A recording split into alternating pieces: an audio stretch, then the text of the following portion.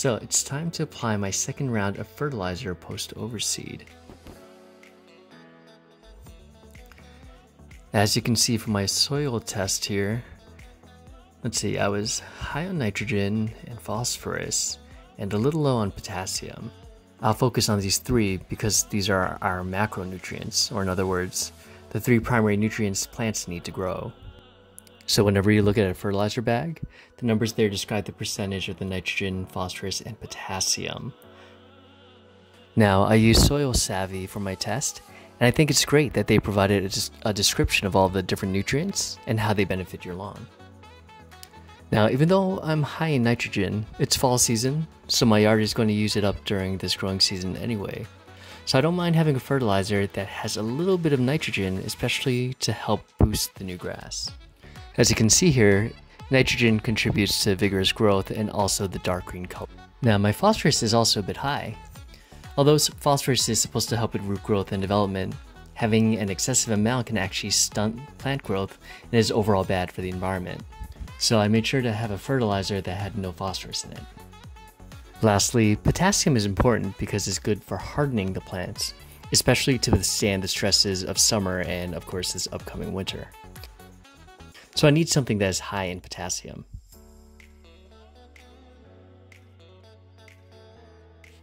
Now here I found this 12-0-24 stress blend that has 12% of nitrogen and 24% of potassium. So I'll be applying this today.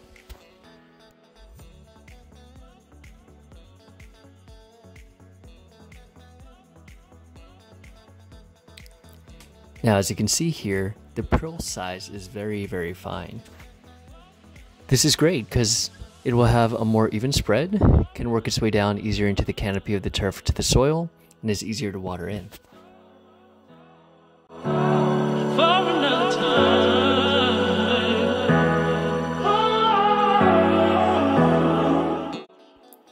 Since these pearls were so small, I had to lower the setting to about 2 to 2.5. I started with 2.5 here.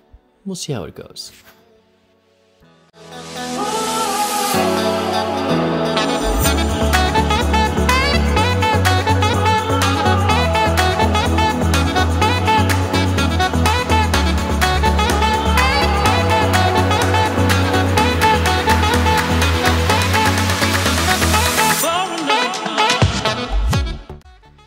As I got into my larger backyard, I had to reduce my setting to 2 to make sure I had enough to spread out through the rest of the yard. Now last step, don't forget to water. You can either water it in with your hose, or you can time it with rainfall. I did time mine with some rainfall for the evening, but thought I'd give this overseeded section a spritz. Now, this was the following day, after getting about 3/4 of an inch of rain overnight. And I gotta say, I'm pretty impressed with the color pop already within the first 24 hours, so I'm excited to see where this goes.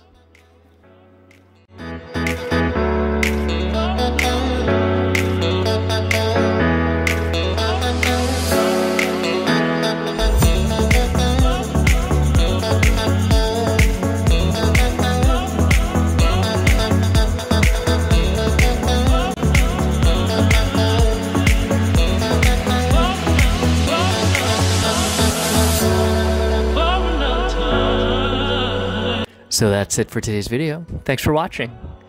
Please like and subscribe if you like the content, and leave a comment below.